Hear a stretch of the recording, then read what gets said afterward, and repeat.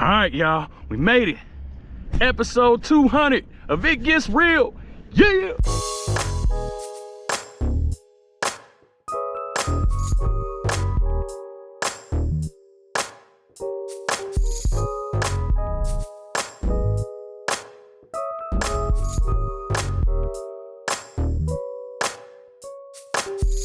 What is good? What is good, all my real ones? Welcome back to It Gets Real. It's your boy B, the Flossy Fisherman, and today, man, we covering the whole backstory, the origin story of It Gets Real, how it got started, man, from knee high to today, man.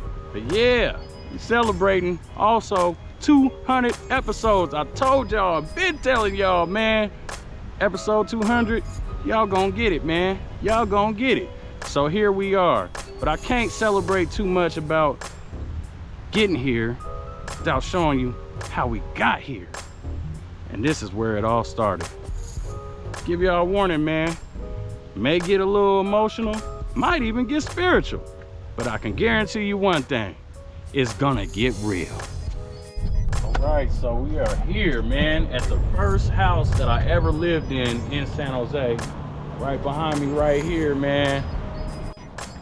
Many memories in this house right there. I mean, especially growing up here, man, as a kid, right next to this creek right here. There was no foliage, none of these trees, none of that, man. It was just a straight dirt slope down to the water. And I remember my dad, he used to catch crawdads right here in this creek. And I was maybe about 3 years old.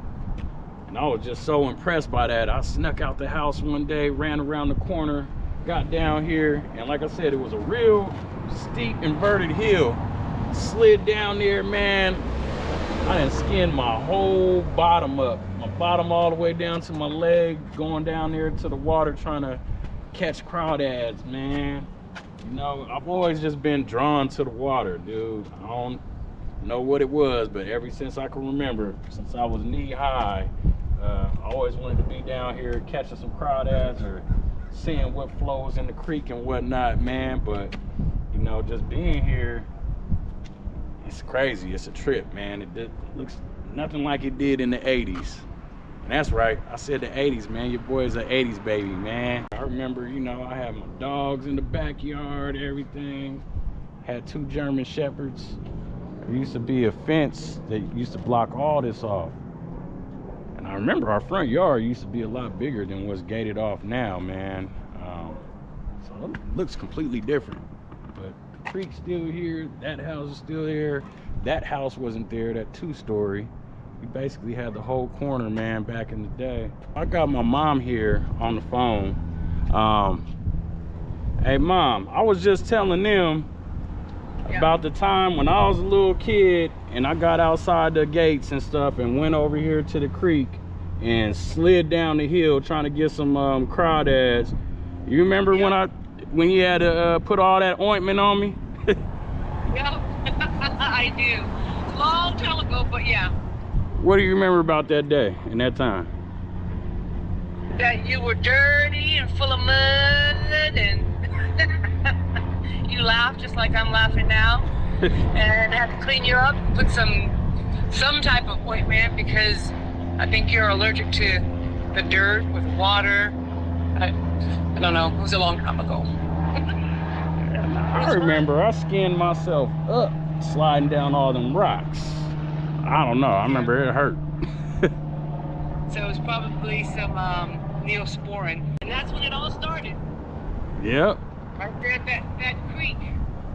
And then you graduated to Lake Cunningham. And we're getting to that. Oh, sorry. we getting to that. I might have to call you back when I get to Lake Cunningham. Crazy, I haven't been here in, wow, like 39 years. Moved out of this place, man, when I was probably about 3 or 4. But we gonna go to the second spot, the second location where I grew up out here in San Jose, California. Yeah, man, so now we are on White Road. You know, like I said, man, I grew up in the east side for real, man. For real.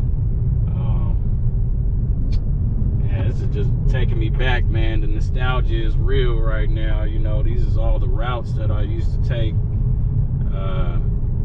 Just getting to and from school, man, back in the day. And of course, you know, when I got a little bit older and, you know, bounced all around the East, man. You know, I done lived up Alum Rock, down Aborn, you know, everywhere on the East, man. Here in Mount Pleasant Hood, you know, you just see me on Murphy. Now we going to Flint, to the second house that I lived in, man. And you know, it's really crazy because, as my mom was saying, it kind of started over there with the creek, you know, my fascination with the water. But when I moved to this house, this is when it really got started, man. This is when it really got started and it kicked in. Like I said, I moved to over here on Flint Road probably when I was about 4. Yeah, this is where it really started, man. There's Mount Pleasant High School right there, which I would have went to, but I ended up moving over there off of Aborn, man. So I graduated from Silver Creek High School, but growing up, dang, this is where I was at, man. You know, went to Robert Sanders Elementary, went to Valley Vista, which we about to go to right now. And yeah, that was right across the street from my house, man. I used to have to walk to school, man. It was crazy. It's crazy the things that we did back in the day, you know. Parents just gave us adult responsibilities at like 4 and 5, man. It's crazy when you think about it now because, man, some of these kids, they get chaperoned and rides to school till they in like high school, man. It's crazy. I had to catch buses and walk and do all this other stuff, man. Wish I had it easy like these kids nowadays. They don't understand how easy they got it at all. It's August Boger. This is still August Boger. I was supposed to go here too, man, but I ended up going to Shibuya. It's like I said, I moved. East Hills Little League. Your boy was in the East Hills Little League, man. They had me on the Dodgers. I hated baseball though. I was in the farm division. I did go here. It wasn't no Ida Jew or whatever the heck that was. But I did go to 5th grade, 4th or 5th grade here. There was no Ida Jew though. I don't know what that is. I remember when I was going there though, man, your boy was doing a whole lot of walking. Whole lot of walking. He used to walk this whole strip of Flint Avenue to get to that school over there. One of my dad's buddies right here, Henry Lowe, in that house. He used to tell my dad when I have half days or something like that, he used to call my dad up and be like, man, I think your son is playing hooky. I seen him walking home and he ain't supposed to be out of school at that time. Always trying to snitch on me, man. I was off early. Wasn't doing none of that. Not at that age. Hell no. Rising Star Academy. No, man. This was Valley Vista, man. Come on, man. They changing it up. What is this? I don't even know what that is. They messing with my brain right now. All right, we are here on Flint Avenue, second house right across the street that I grew up in. And you know, I said, man, I moved there when I was about 4 years old, and they had me doing grown-up things, man. I used to have to set my little alarm clock, wake up, go from across the street right over here to Valley Vista, which is now Kinship Academy. I don't even know what that is or when they changed it. But that's where I went to kindergarten, man. Right in that building right there, man. A lot of memories up in there too, man, because I was a bad kid. During preschool and all that. I didn't listen. I was too busy trying to play house with the girls and everything like that, man. Getting in trouble for stuff like that. But yeah, man, that just brings back all kind of memories, man. Even being right here dead smack in the middle of the street playing down there when the '89 earthquake hit, man. I was outside and I remember looking down that street and everything was rocking. I mean, going up and down. Cars was bouncing like this. It looked like a big wave down the street, man. But I was right over there by the stop sign playing with my friends in the middle of the street, shaking like this. Oh, man. And I came into the house, man. This Lego set that I had built up, it fell over. I had to build it up all over again, man. Crazy, man. But yeah, that fence wasn't there. That was all open grass, that little wraparound right there, man. And matter of fact, let's go on over here. I got a story about this too. This all used to be grass, right? And my dad, he had bought me a little 50, a little motorcycle. So he was trying to teach me how to ride it, just the basic mechanics of it. So I hit that throttle, man, and took off from right here all the way down here, and I fell off because I was about to fly off on that motorcycle right off this cliff right here. I said this fence didn't exist, man, but I fell off on the motorcycle on the grass maybe right about at this point. Just fell off of it, and I never got on the motorcycle again after that. It was a wrap. I didn't want to. I was like completely terrified, and to this day your boy don't do the motorcycles, man. I'm scarred for life, man. I said I ain't been in these parts, man, in 30 something odd years, dude, so it's a blast from the past, most definitely. I remember one time, man, I left my bike that I just spray painted right here on the corner, and that was probably a little bit irresponsible of me, man. Went inside to use the bathroom, came out, man, my bike was gone, man. Somebody stole my bike right here on this corner, man. Messed up. That's enough of this place. Let's go to where it really got real, man, and where it really got started, man. Let's get it. All right, man, so I typically grew up here doing all the stuff we did as kids, man. You know, riding bikes, skateboards, and I would come down here to my neighborhood friend's house, man, Matthew Parker. This is his house right there. I don't know if the Parkers still live there, man, but back in the day, used to love coming there, man. And they was like the Brady Bunch, man. They had like 5, 6 kids, man, brothers and sisters, man. It was crazy, man. But me and Matt, we used to go. I'd go down to his house, hop on our bikes, cause you know, riding bikes and stuff, man. Back in the day, man, we used to want to be little BMX stars and stuff, man, and do tricks. So we decided to stop riding around at Valley Vista and stuff and step it up a notch and come down here straight to Lake Cunningham, man, which is where we headed right now. It's Tully Road right here. Back in the day, this used to be a big old golf course, and they shut it down, and they still haven't done nothing with all this land here, surprisingly. After they shut it down, they used to have all kind of cows and stuff up in there eating all the grass. We used to walk by the fence and try to mess with the cows, feed them and all that other type of stuff. Crazy. But sometimes we would walk, sometimes we'd ride our bikes right down here to Lake Cunningham, man. See, that wasn't even a minute drive. So now, it used to be Raging Waters, now they call it Calabunga. To make this trip every day after school. Go right up here to Lake Cunningham. Yeah, Lake Cunningham Park.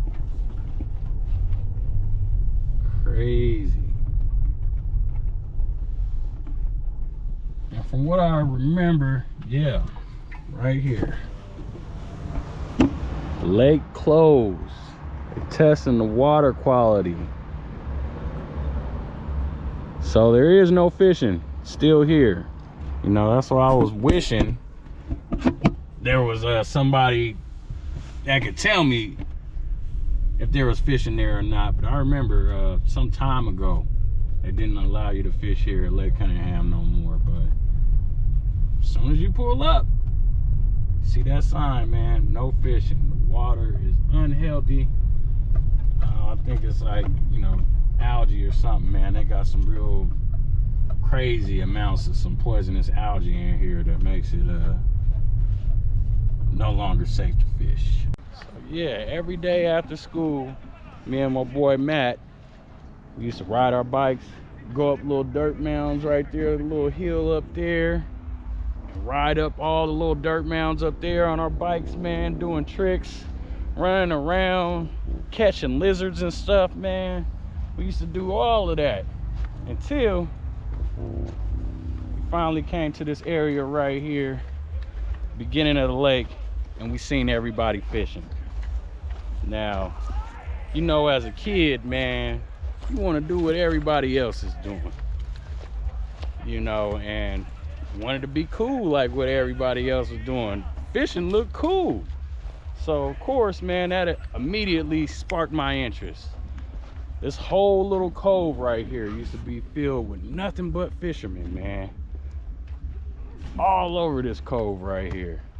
And they were all fishing for bluegills. So we'd go up that side of the hill, come down right about here, and boom, that's where we seen everybody fishing, man.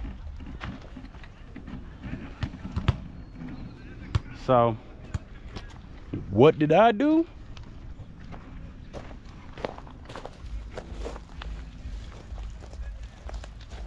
I grabbed me one of these right here. Actually, this is a better stick. And you know, man, sticks, this was just a multi-purpose toy as a kid, man. We could play, act like we fencing. This was our swords. This was our guns. We would get shoestrings, man, and turn it into bow and arrows. If you found one that was like a fork, we'd get rubber bands and make it into a slingshot, man. And if you thought you was a wizard, abracadabra, man.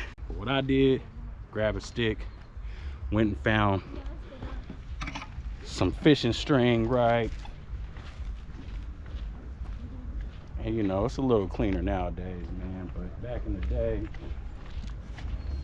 I go right here, find somebody getting left a hook on the ground, found some discarded line, went and dug me up a little worm, straight up.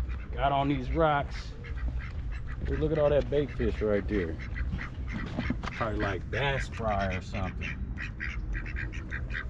But what I used to do, man, is get my little worm, dip it right in between these little rocks, and boom, catch me a bluegill.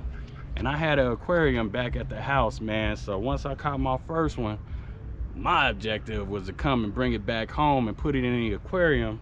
And we had all kind of fish, man. Jack Dempsey's, Oscars, the type of fish that bluegills didn't last around, man, because those are fighting fish, man. So, you know, I kept trying to bring them until they kept getting killed. My dad was, stop bringing them fish back, man.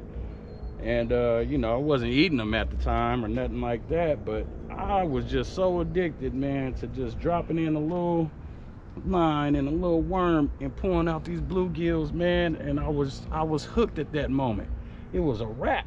It was like, that's all I wanted to do every day after school, was come here and fish. This is where it all started, dude. And I'm telling you, man, people used to be lined up, man, all around here. But I was also that annoying little kid when I didn't have fishing line and didn't have hooks and didn't have bait. I'll go up there, excuse me, can I get a lizard? Can I get a worm? Do you have some hooks? Yeah, I was that annoying kid too, to ask everybody, man, for something, you know. Tell an old Asian lady, man, she was smacking them one day. And, you know, my worms, everything I was trying wasn't working. And I'm like, what is she using? And she was using little bits of dough. So I was like, oh man, she gave me a little bit. I started catching them. Then all of a sudden I come home, Mom, give me some flour, give me some water. I gotta make some dough balls. I gotta make some dough balls. So I come here with my dough, man, and catch them, man. That was another just killer bait, man, killer bait. I used to come here every day, get my fish on, you know, with the twig and fishing line and all that, man. That was my fishing pole for the longest, until my parents told my grandparents, man, that I was crazy about fishing, and they got me a fishing pole. So I remember the first day, man, my birthday and Christmas is around the same time, but basically winter. So I was all bundled up and everything. But I told my boy Matthew, I said, man, I got a fishing pole, let's go. So juiced, so hyped, man, to finally have an actual pole to fish with. Came down here, man, to Lake Cunningham, and we hit this dock right here. They got it gated off here simply because that wood could be rotted, termite infested. We might not even make it, even though it's just one step right there, or two steps, might not even make it to the dock. But basically, man, I got my new pole. I was so juiced, man. Was out there fishing, casting, having fun with my boy Matthew.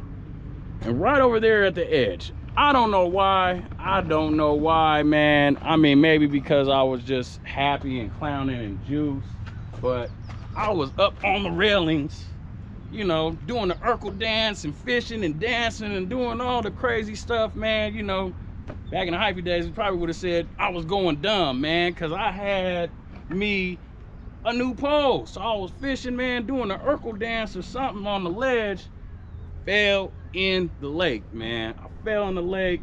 I had all my new line wrapped all around me and stuff, and I was fully clothed because, like I said, it was winter, man. And no parents around, no grown-ups, nobody was around, man. And I'm in this water, flailing, tangled up. You know, I got my puff coat, I got boots on, all that was weighing me down, man, weighing me down. And I'm dog paddling, and I'm getting dunked, going back up, getting dunked, going back up. My buddy Matt is just standing there, and because he was younger than me, he's standing there in a flurry. Oh, what to do? Oh, no. Look, we looking around for help, and I'm over here drowning. And I didn't really grow up in a church household. No, didn't grow up in the church, but my mom always told me two things, man: to pray before I eat and to pray before I go to sleep. And it was at that moment, man, when I was right near death, you know, I knew that there was somebody beyond anybody that was walking around that I had to call on, you know what I mean? And that was God. And it was my last little dunk under that water where I didn't think I was gonna make it back up. I said to myself, I said, God, is this it? Cause I can't fight no more. I can't even swim no more. Is this it? And if it is, then let it be, man. And if not, give me help. And on everything I love, it felt like it was some hands that came right up under my feet and shot me out of that water far enough to hand my pole. I still had my pole in my hand, to hand it for my boy to grab it, man. And from that point, you know what I mean, he grabbed me back up. My pole was broken, my spirits was broken, everything, because I knew I was gonna get in trouble. So I brand new pole that my grandparents just bought me, just all broken and messed up. I knew I was about to get in trouble, get grounded and all that type of stuff. So then the ranger comes driving by. He sees us, because he's seen us come here every day. He's like, man, why you all soaking wet and everything? And I'm like, man, I fell in the lake, I almost drowned, this and that. And he was like, oh, let me give you a ride home. I'm like, no, you cannot give me a ride home. Because I knew that was yeah, man, I used to get the belt. Sorry, Pops, I ain't mean to put you out there, but yeah, man, I knew I was gonna get in trouble, man. I knew I was gonna get a whooping, man. And even though I almost died, how you get in trouble for almost dying, man?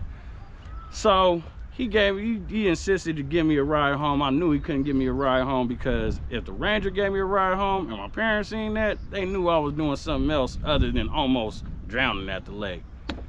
So I told him the story, whatever. The ranger told him the story, dropped me off, and then that was that. They never let me come back to the lake and fish ever again.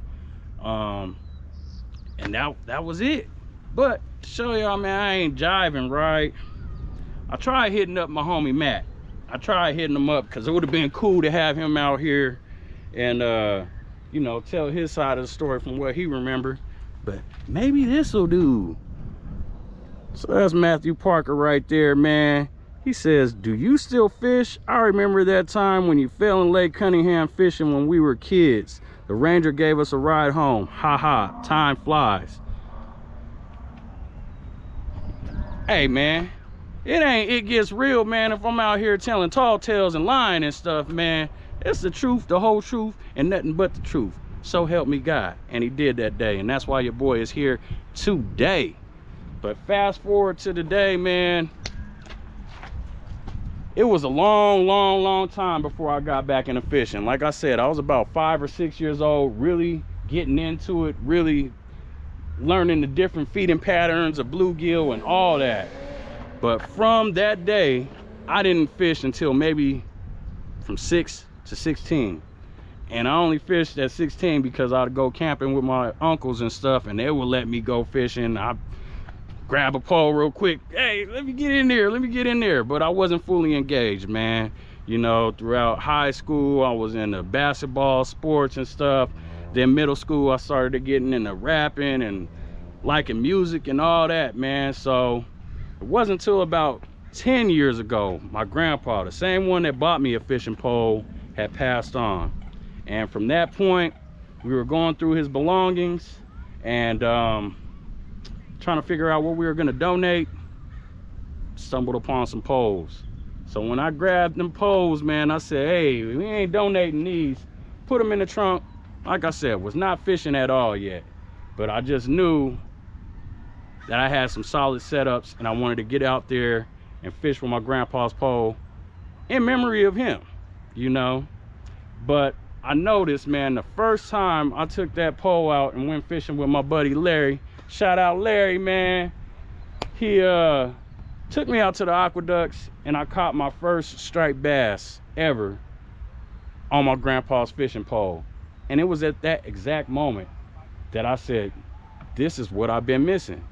You know, I almost died out here in these waters, man. And you know, it's kind of a weird thing. Like when people go surfing, they're doing something that they love, and they get their arm bitten off by a shark. But the first thing they want to do is get back on that board and get out there, man. I used to think people like that was really crazy, man. Like, they're insane. You almost died out there. But then I realized in that moment of catching that striper and being back on the water that there's nothing that makes you feel more alive than something that almost killed you and doing it again and again. So I found life in that water, you know, that almost killed me. And it's spiritual, really, because if you are a fellow believer, they say, you know, you can't be born again unless it's by water, and that's a baptism, man. So I felt like I was born again into fishing, something I've been missing my whole entire, you know, adult life, man. Till 10 years ago, I was reborn again, man, with a new mission and a new vision. And some of y'all might know, man, FISH is an acronym for Fresh Ideas Start Here. So every time I get out there and fishing, I start thinking, man, dang, I could do this, I could do that. You know what? I should just document all my catches. Wasn't thinking about YouTube. I was just thinking about documenting and learning all my catches so I could come back and watch it again and stuff. But started playing with a lot of ideas, man. When ItGetsReel came out, I wanted it to be a platform for small business owners and entrepreneurs to share their businesses, not in your studio settings, but out here on the water having a conversation fishing. And if you watch some of the very first episodes, that's what I tried to do with it. But for people that are not fishermen, it is hard to get them up at 6 o'clock in the morning after they might have been partying all night or whatever to come and do some fishing. So I'd probably only be stuck with about 2 or 3 episodes of ItGetsReel if I stayed on that path. So I decided to, you know, get out here and start, you know, vlogging everywhere I go, what I'm trying to catch. And by no means at the time was I an expert. I was learning everything from bluegill from the start. I had to relearn all of this stuff. But by putting it on YouTube, people will say, try this, go here in the comments. And I found it very helpful in advancing my skills into the fisherman that I am today, with having the help of the community, the unity of the community, you know, give you pointers here. Oh no, try this leader, try that. You know, all of it was new and all of it was available on YouTube to watch through other content creators. So after a while, I decided, hey, man, this is what we gonna do. We gonna keep stepping it up a notch, keep pushing. And never did I imagine that I'll be here today at 200 episodes at the very place in the very lake where I learned how to fish, and you know, where my fishing career kind of got cut short in the earlier years. But it's all been a grind, man. It's all been a grind, man. And I just want to thank every last one of y'all, man, that's took this journey with me. We 6 years in and now we at 10K subs, man. Can you believe it? I sure can't. Just never ever thought that it would transpire and turn into what it has, but I am very grateful and thankful that, you know, God didn't end it here. B Flossy, my rap name, actually came from my cousin, because since a youngin', I always wanted to coordinate, man. Color coordinated from my kicks to this, to that, to that. And he's like, man, you just be flossing too much, man, this and that. And boom, that's where it came from. Shout out to my cousin Chris. Hey, still be flossy to this day, man. People will say, what's your inspiration to keep filming while you out here? Well, I'm gonna be out here fishing whether this GoPro is on or not. So why not?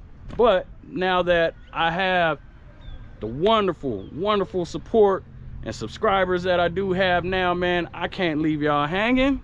So the show must go on. I did a search on YouTube, paranormal in San Jose, and sure enough, this page from some guy named ItGetsReel popped up with Dottie's Pond, and I was like, oh, that's pretty intriguing. I gotta go check it out. A paranormal site over here in San Jose. What? And this guy fishes.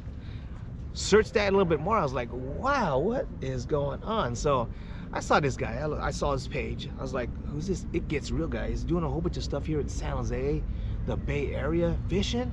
I'm doing fishing too. I'm doing a lot of fishing in the local Bay Area as well. But I was like, that's kind of cool that a guy from San Jose is actually doing a lot of fishing, and he's doing a little bit of talking about paranormal. I was like, pretty crazy. So searched that from there, and next you know, one day I see that guy that I just saw on video at the lake, at the local lake over at Hellier Park. I was doing bait and weight, carp fishing, and sure enough, the same exact guy that I saw on Dottie's Pond, ItGetsReel, is right there fishing at the dock. Documented. It's all documented, and it's all there for you to see back in history that, yes, I was that guy in the background of the video like this, kicking back, while B was doing the actual video. He was doing an episode of ItGetsReel at Hellier Park while I was kicking back in the cuts. I'm in the background. Kind of crazy, but yeah, I was there. After catching my first striper with my boy Larry, you know, I got up with another homie from high school, man, my boy Drew. Now he's really been the backbone that ItGetsReel, man. In the previous earlier episodes, you would always see somebody recording me, somebody in the background that I'm having conversation with. That was my boy Drew, man. You know, since then he has moved to Texas. You know, that time I went out to Austin, Texas was to visit and fish with him, man, and I ended up getting stuck out there. If y'all seen that episode, y'all know what I'm talking about, man. Ran into a blizzard, an ice storm, man, and got stuck 6 days in Texas. Stuff was crazy, man. He helps with the editing in the background, man. You don't really see him too much. I don't know if you guys ever seen him in one of the previous videos, but man, yeah, that is my dog, man. And ItGetsReel wouldn't be here, man, without him, and actually believing in your boy to go on and carry on with this, man. So, you know, special shout out, man, to my boy Drew, man. We're here in Newman, California at the Horton's residence. I am B Flossy's father. Him and his cousin decided where they wanted to go down into the canal and do a little fishing for crawdads. And as they did their little venture going down there, they got stuck. And got paranoid and started screaming. They started screaming and yelling because they were scared. They were stuck down there and couldn't get back up.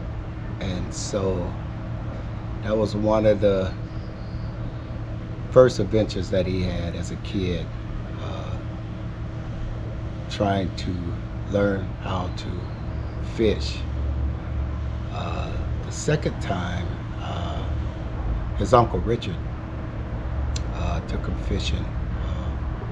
He was in Vancouver, Washington at that time. They went down to the Columbian River, and I don't think his uncle was such a good fisherman because they didn't come back with nothing, not a crawdad or anything, but I think he had got bit that time going fishing with his favorite uncle. And from then on out, he started his little fishing career on his own. Me, myself, I'm not much of a fisherman, but I took him fishing when he was younger. We were in Tracy, California, fishing, night fishing for catfish. And that night I caught a bunch of catfish, but he was such a young fella. He wasn't used to staying up that late at night. And me and the boys, we were up drinking and fishing for cats late at night, so he had fell asleep. So he missed that opportunity, but he did have a chance to experience fishing at that time. And he had a chance to help me when we got back home to clean them and gut them and all that. So And eat them. and eat them. You always like to sing and rap and everything, so he kind of like mixed it with his rapping with fishing, which I'm glad that he did, because it toned down the cussing and all that and the swearing and all this other crap that you hear. His rapping makes a little bit more entertaining, you know, especially if you're a fisherman. You know what? If you're a fisherman, go on his YouTube, download his music, guarantee you'll have a good time, have a drink like I'm doing right here, over here by the pool. Man, I'm glad there's no fish in here because he'll probably catch a couple of them anyway. But anyhow, it was exciting. I've been out on deep sea fishing a lot. Not quite exciting as it is with my son. I mean, he's really professional. He really knows what he's doing.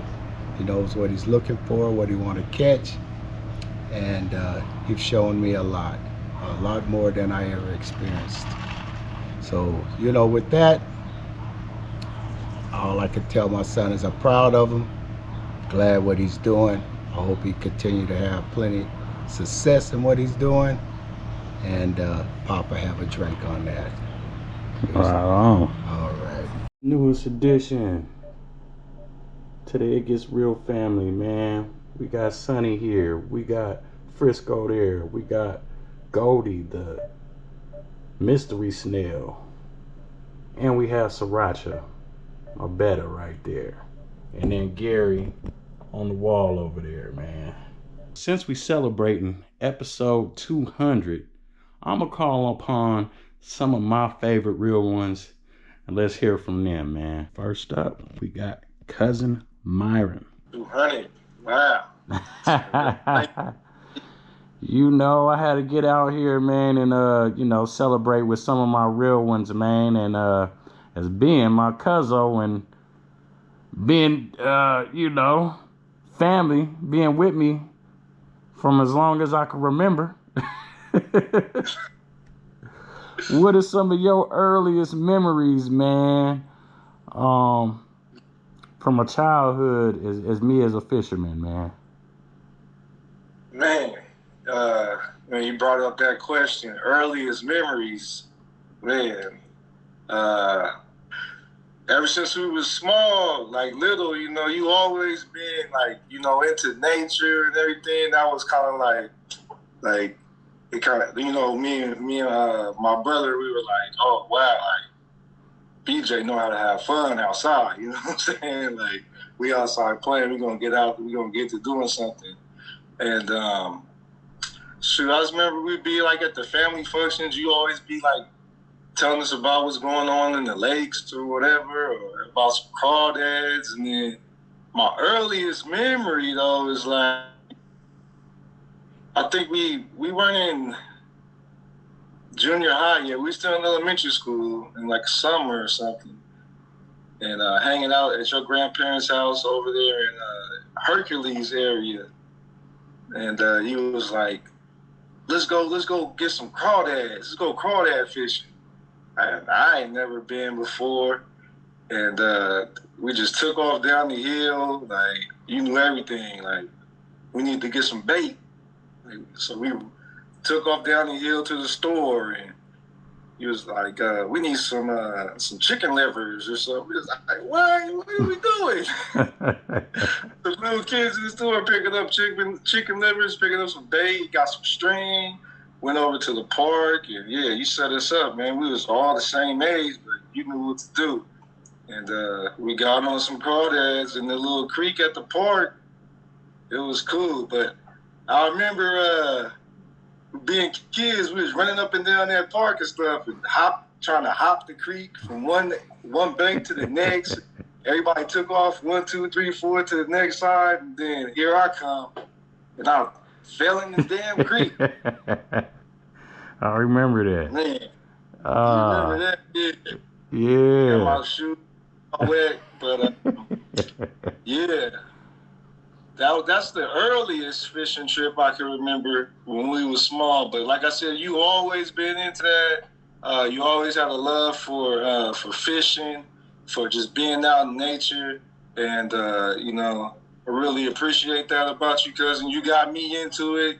Yes, sir. Shoot, from fishing little creeks for crawdad to, we been out on charters and private boats out in the ocean, out in the bay, chasing game fish, bringing in PBs, man. Like. So what's been your favorite fishing trip currently? Now that we are adults, man.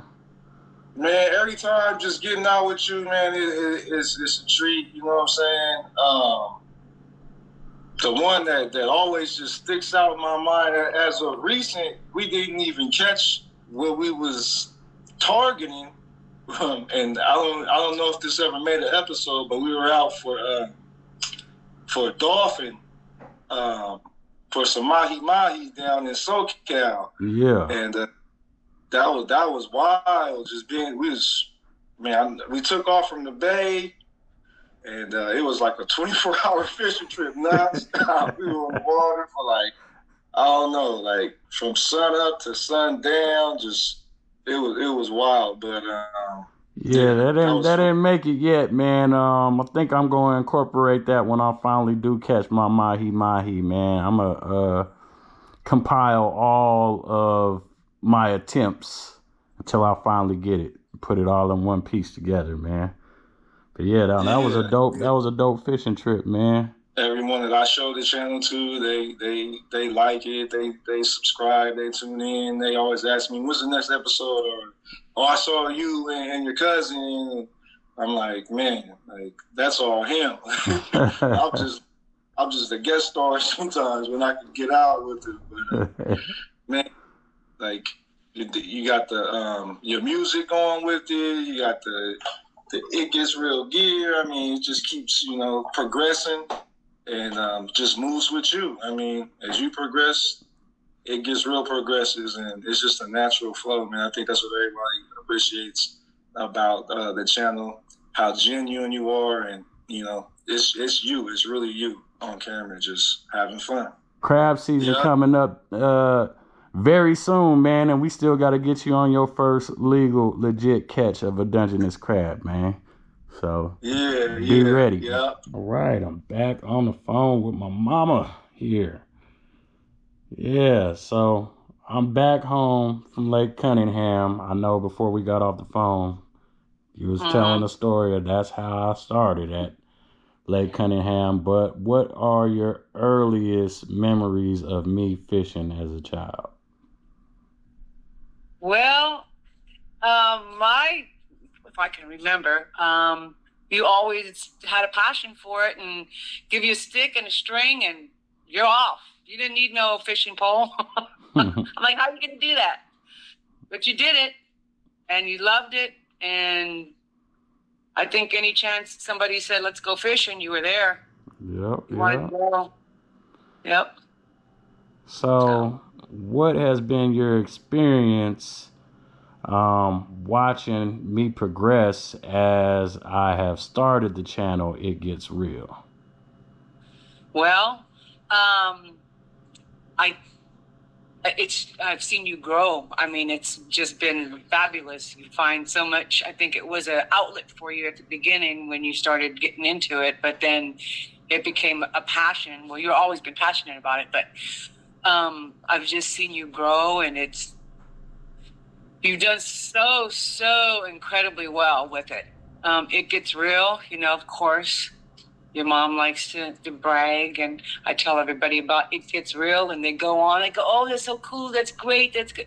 The whole YouTube channel and the fish wrapping. I mean, it's gone across the states. Yep.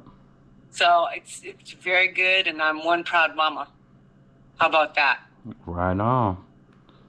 All right, Mom. Well, I got a couple of more callers as we're celebrating this 200th episode of It Gets Real.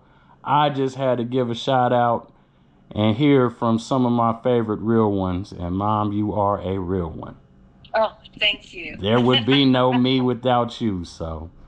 Oh, I love you. Love you too, Mom. Got my dog, Big Kens.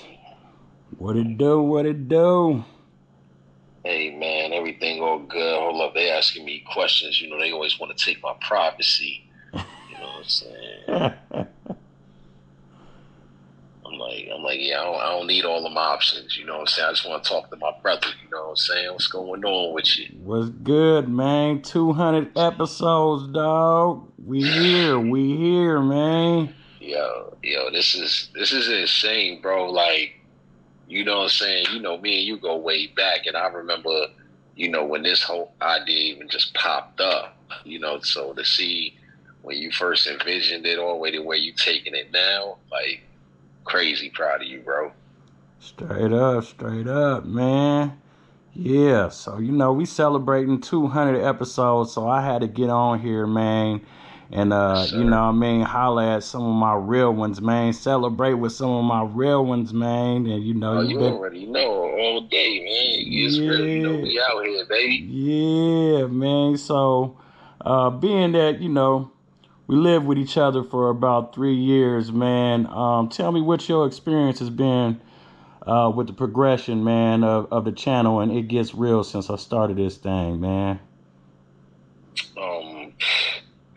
I mean, the effort that you put into the show, you know what I'm saying? Like I tell a lot of my young folks who up and coming with this media stuff, like these people on a success level, it look like, you guys make it look easy, but you guys put a lot of work in. So it's the effort, man. It's I done watched you elevate the equipment that you use. You know what I'm saying? Like, I remember one of your episodes back in the day, I think you was using like a Walmart, reel or something like that just to get it going. You know what I'm saying? And like the stuff you using now, like it's on a whole nother level. I don't watch you go from just, local, lakes or creeks to like, you be on boats, you be out yonder, you know what I'm saying? Like way out there, you know what I'm saying? Like, the people you affiliated with, from, it just started off with just,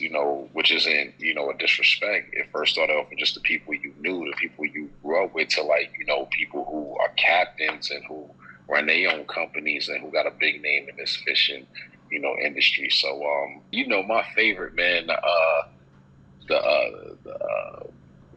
the eats, man, when you get the catch and eat, man, whatever you guys call it. I know y'all got clever ways of saying catch and cook, you know what I'm saying? That's crazy too, man. You be on there chefing it up, man. I remember we used to claim you couldn't cook. Is it now, you laying your own fish and cooking it up. creating your own recipes, people giving you they stuff to, you know, try out. Like it's crazy, man. Like you really did a lot in this 200, you know? Yeah, man. So, what has been your favorite fishing trip, man, with me, man? Your most memorable and favorite fishing trip with me, man? Shit, man. All of them, man. Like it's hard to pick one. You know what I'm saying? They all been crazy, man. I'll keep it as simple as the first one, man. When we what do they call them little boats, man? The jetties or something like that. The skiff. The skiffs, you know what I'm saying? That was so that was so cool for me, you know.